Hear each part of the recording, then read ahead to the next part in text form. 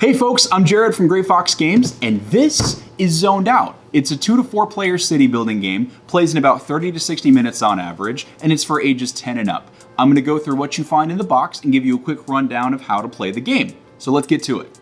So here's everything you're going to find in the box. 64 square cards, 63 are city cards, one is the downtown card. We have 18 secret objective bonus cards over here.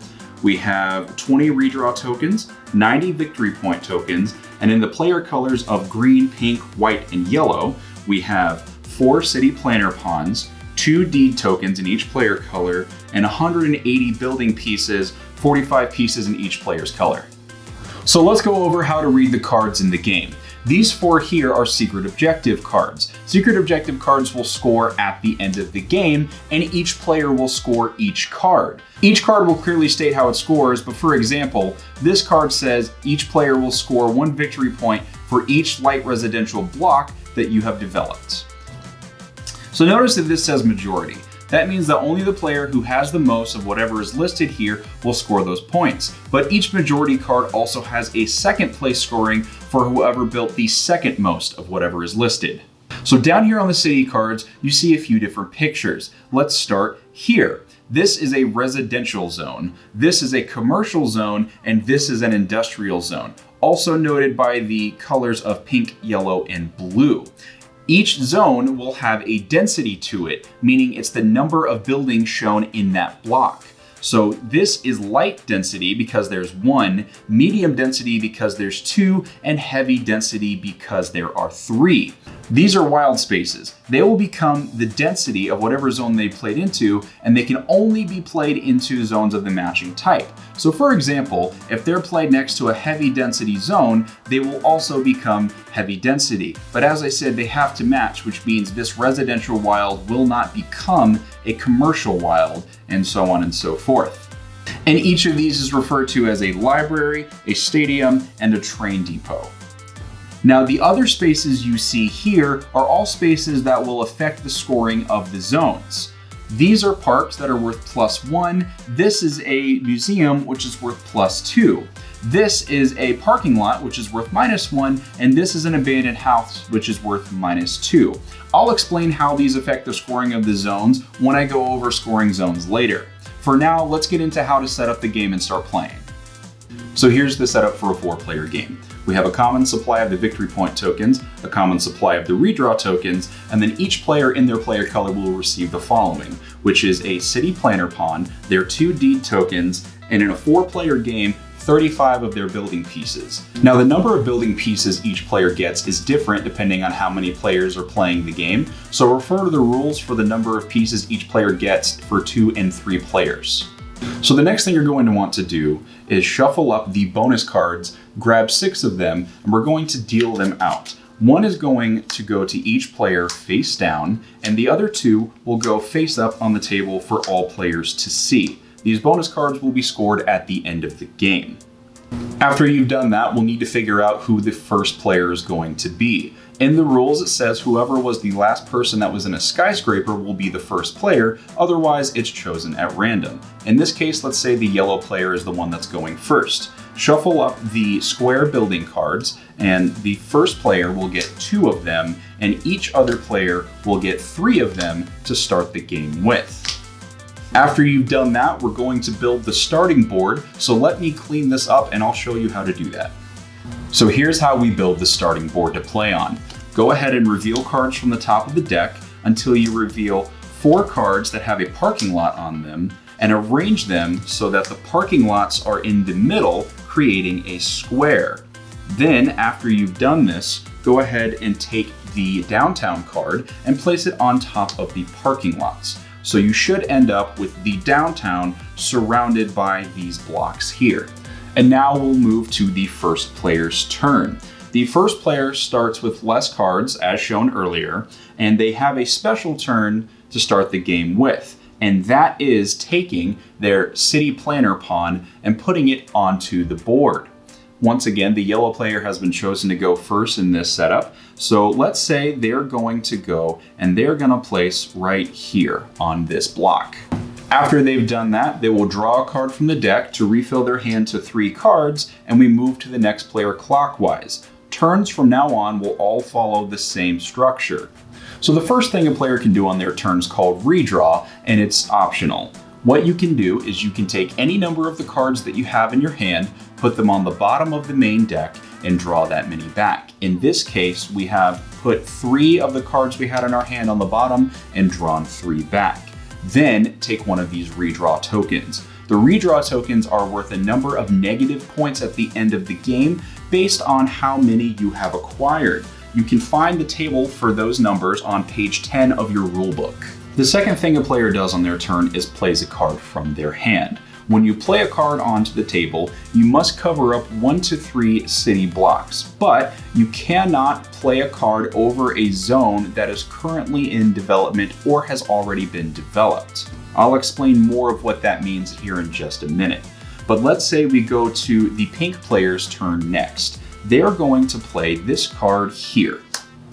Since their pawn is not on the board currently, they'll take it from their supply and they will add it to the card. Wherever your planar pawn is considered to be your current active zone, which is the one that you're developing. When you play a card to the table and the pawn is moved, it may be put onto any space on that card, except for spaces that are parks, museums, parking lots, or abandoned buildings. After you have moved your pawn, developing a zone is what will happen next if you've moved out of a zone and got into a new active zone that you are developing. That hasn't happened yet, so I'll cover it here in just a minute. The last thing you'll do on your turn is draw a card from the deck to refill your hand to 3, and we move to the next player. Now, I'll move the game forward a few turns so I can cover deed tokens and how developing a zone works. So with how I have the game set up, the yellow player just finished their turn and we're on to the pink player's turn. But let's go over why the white player has a deed token here. So when the white player played this card here earlier and moved their pawn here, he moved it onto a heavy density residential zone, which means the library, due to how it works, also became a heavy density residential zone. So when you do that, you're going to take your deed token and put it onto the wild zone that you just played adjacent to. This shows that you are the player that's in control of that wild space, and it will be developed in your current active zone whenever you develop the zone and score it. So these deed tokens are just reminders to other players as to who is currently controlling them. So let's go over how to develop a zone. As I said earlier, it's currently the pink player's turn. So they're going to play this card over here and then move their pawn to that card. In this case, they will move it here. Now, where they were used to be their active zone, and this has become their active zone now, which means this zone will develop. So how you score a developed zone is based off how many blocks are in that zone. If you look on page 8 of your rulebook, you'll see a table of how many blocks are in a zone and how much that will score. Now, once you have found that out, we will have to determine what the actual score is. In this case, there are 2 blocks in our zone, which means it will score a base of 3 points. But the final score is determined after we figure out any modifiers that are connected to your zone. Now, the blocks in question we're talking about are parking lots, parks, museums, or abandoned houses. So everything scores contiguously, and what that means is it's basically groups or lines of blocks that are modifiers. So since we're currently scoring this zone, first let's go with the negative. This parking lot is adjacent to my zone directly, but it's not connected to any other negatives. So I will lose only 1 point because of that space. So now my score is currently at 2. But the next thing that we check is the positives. So let's look here where the park is adjacent to my zone. That park is also connected to this museum. Because that they are connected to each other, that means that they will both add to the score of my zone. So it's now at 2 points from the parking lot, but +1 for the park, which is 3, and then +2 for the museum, which is 5. So 5 would be the final score of that zone when it's developed. After you have figured out that score, go ahead and take victory point tokens equal to whatever that number was and add it to your personal supply. So the next thing we're going to check is the density of each block in that zone. In this case, it's a light density because there's only 1 building pictured on each block. So you're going to take your building pieces and you're going to add building pieces to each block equal to its density. As I said, this is a light density, so each block will get one building piece. You do not build building pieces on any of the spaces that modify your score. The next thing that you're going to do is you're going to check in which part of the city your zone was developed, and we're going to be adding a piece to the skyscraper that's in that part of the city. Now you'll notice that this zone is currently split by this line here for the downtown card.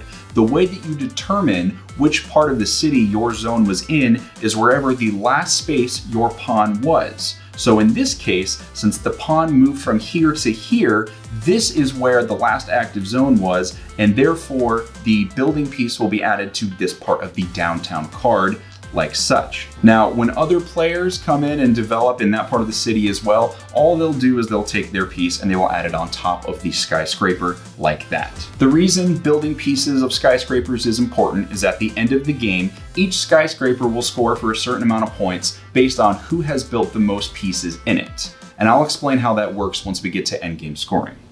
So I want to point out something that the pink player did. If you look here, they played a library here to connect to this heavy density residential zone, which means that their library would also become a heavy residential zone. But if you look here, the yellow player is developing a light residential zone. Now, right now there's no confusion because the pink player's pawn is currently there. But let's say that the pink player will play this card here like this and move here, leaving the wild without anything between them and the yellow player. So what they'll do is they'll take their deed token and they will mark that space, so that way they know that it's still part of the pink player zone that they're currently developing and not part of the yellow player zone. So now that I've gone over all of this, I'm going to fast forward the game to the end of the game so I can cover end of game scoring with you. So here is a quick example of what the end of the game might look like. The end of the game is triggered when either a player cannot refill their hand to 3 cards from the deck, or if a player plays out all of their building pieces onto the board. After one of those things happen, whoever's turn it was, each other player will get another turn, so all players have the same number of turns, and we will move to the end game scoring. The first thing you will do in end game scoring is check the public objectives here. Now, each player will score each objective for whatever it says. In this case, it says each player will score a victory point for each light residential block that they developed. Now, the player will check the boards for whatever they developed, and they will receive 1 point for each. Whatever that score is, take that many victory point tokens from the supply and add them to your personal supply. The next thing each player will do is reveal their secret objective card, and each player will score these as well. Now, some of these have a majority written on them, which means that only the player who has the most and the player who has the second most will score them, as clearly noted on the card. Once again, after you have gone through and scored these, take the appropriate amount of victory point tokens and add them to your personal supply. The next thing that we will do is we will check how many redraw tokens each player took and subtract that many points from them. Once again, if you look on page 10 of the rulebook, the table is here for however many they took is equal to how many points that they lose. So then you will deduct those points from your score, taking the tokens from your supply and adding them back to the general supply. And the last thing that we'll do is we will score the skyscrapers downtown. So each skyscraper will give 7 points to the player who has built the most of that skyscraper. The second place will get 5 points, and the third place will get 3 points. In the case of a tie on a skyscraper as to who built the most, the player who built the most recent piece will be the tiebreaker. After you've done that, add up your total between your skyscrapers and what's left from scoring your secret objective cards, and whoever has the most is the winner.